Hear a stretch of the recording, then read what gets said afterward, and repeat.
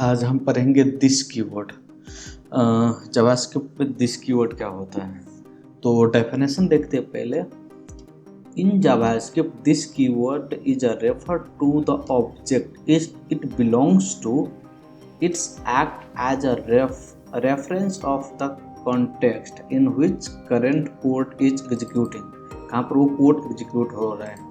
In the value of this is determined mostly how the function is called, and its value can be changed each time of the function is called. Here is a brief overview of this keyword in a different scenario. Okay, तो यहाँ पर देखते हैं इसका मतलब क्या है ना कि किस एग्जीक्यूशन कॉन्टेक्स्ट में कॉल हो रहा है ना, उसके बेसिस पर दिस का कॉन्टेक्स्ट चेंज होता रहता है और वेरिएबल चेंज होता रहता है। जैसे कि तुम्हें मैं बताऊँ, अगर मैं डायरेक्ट ब्राउजर्स में अगर यहाँ पर console.log है और इसको ब्राउज़र में console.log और दिस इक्वल टू विंडो किया तो ये इक्वल टू हो जाएगा, क्योंकि ना ये डायरेक्ट रेफर कर रहा है ग्लोबल कॉन्टेक्स्ट में। यहाँ पर कुछ हम फंक्शन के अंदर में नहीं लिख रहे, ग्लोबल कॉन्टेक्स्ट में लिख रहा है, तो यहाँ पर ये डायरेक्ट रेफर करेगा ग्लोबल कॉन्टेक्स्ट को। तो global context equal to window होता है in browser. Okay,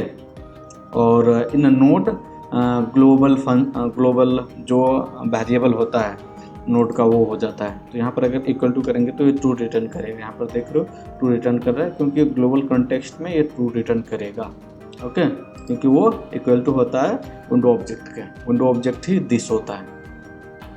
okay, next example देखते हैं फंक्शन कॉन्टेक्स्ट में। फंक्शन कॉन्टेक्स्ट क्या होता है, इन रेगुलर फंक्शंस कॉल जो होता है हमारा, उस कॉन्टेक्स्ट में कैसा हमारा ये होता है। यहाँ पर दो मोड होता है। ओके, एक होता है नॉन स्ट्रिक्ट मोड, तो वहाँ पर ग्लोबल ऑब्जेक्ट को रेफर करेगा।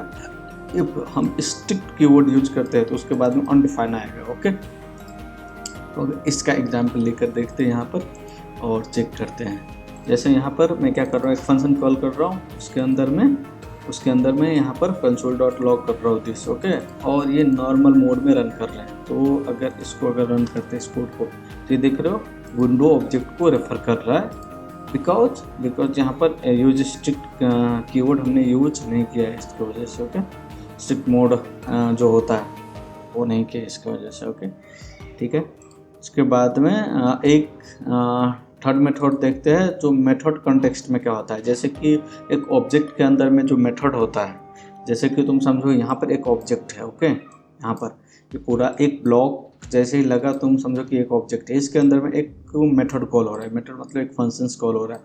अगर इस फंक्शंस को कॉल करेंगे तो क्या होगा इसका वैल्यू।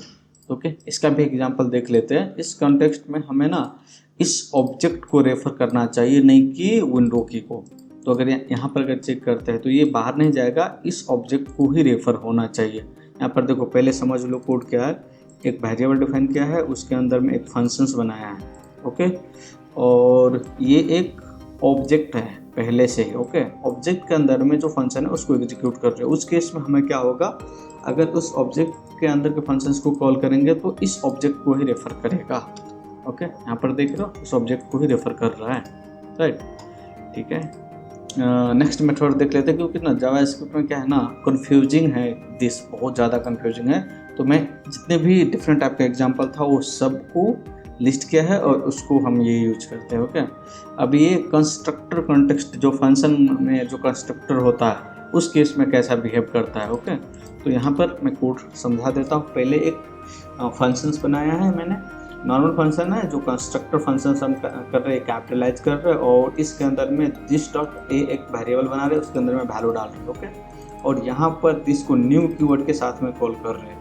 तो माई इंस्टेंस डॉट ए पर अगर ट्रिगर होगा तो उस केस में वैल्यू हमें मिलेगा ए, और ऐसा अगर ये नहीं करते तो ये पूरा एक ऑब्जेक्ट ही मिलेगा। यहाँ पर भी हमें ऑब्जेक्ट मिलेगा। जैसे कि पहले एक एग्जांपल देख लेते हैं, इसको रन करके देखो वैल्यू मिल रहा है।